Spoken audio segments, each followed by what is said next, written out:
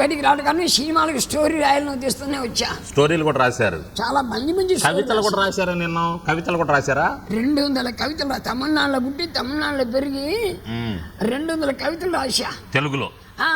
తమిళ్లో కూడా చాలా కవితలు రాశాను. ఓకే, తమిళ్లో ఒక కవిత, తెలుగులో ఒక కవిత చెప్పండి. తమిళ్లో చెప్తాను వినండి.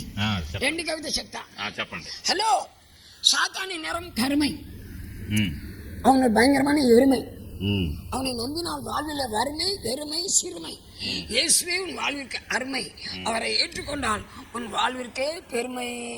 Super super. ఇప్పుడు దాన్నే తెలుగులో చెప్పు. అలా రాదు అంటే సాతాన్ రంగు నలుపు, వారికి భయంకరం దొన్న, అట్లా తమిళ్లో తిట్టారు సాతాన్. తమిళ్లో అలా తమస్సు. నా కవితల్లో రాష్ట్రముఖ సాతాన్ తిట్టినట్టే ఉంటుంది. అంతే, అంటే మనం చేయాల్సిన పని సాతాన్ తిట్టడమే.